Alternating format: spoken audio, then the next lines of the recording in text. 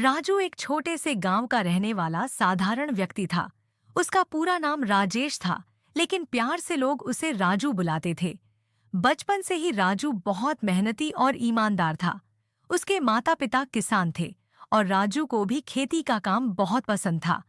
उसने छोटी उम्र में ही अपने पिता के साथ खेतों में काम करना शुरू कर दिया था।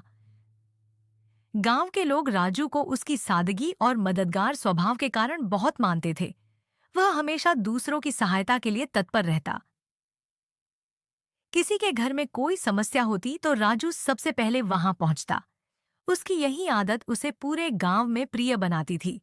एक दिन गांव में भारी बारिश हुई और नदियों में पानी भर गया। गांव का पुल टूट गया, जिससे गांव का शहर से संपर्क टूट गया। लोग परेशान थे क्योंकि शहर से जरूरी सामान नहीं आ पा रहा था। गांव में अनाज और दवाइयों की कमी हो गई थी। ऐसे मुश्किल समय में राजू ने अपनी समझदारी और साहस का परिचय दिया। राजू ने कुछ दोस्तों के साथ मिलकर गांव के पास के जंगल से लकड़ियां और बांस इकट्ठे किए।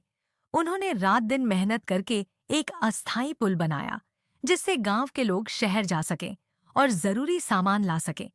राजू की इस सूझबूझ और मेहनत ने पूरे गांव को एक बड़ी समस्या से बचा लिया। गांव के प्रधान ने राजू की इस मेहनत की सराहना की और सभी गांव वासियों के सामने उसकी तारीफ की। राजू को कभी भी पुरस्कार या तारीफ की लालसा नहीं थी, लेकिन जब गांव वालों ने उसे सम्मानित किया तो उसके मन में एक गर्व की भावना जागी। उसने समझा कि सच्ची खुशी दूसरों की मदद करने में है। धीरे धीरे राजू गांव में एक नायक के रूप में पहचाना जाने लगा। उसकी मेहनत, ईमानदारी और दूसरों के प्रति समर्पण ने उसे सभी का प्रिय बना दिया। राजू की कहानी यह सिखाती है कि साधारण इंसान भी अपने अच्छे कर्मों और समर्पण से दूसरों के लिए प्रेरणा बन सकते हैं।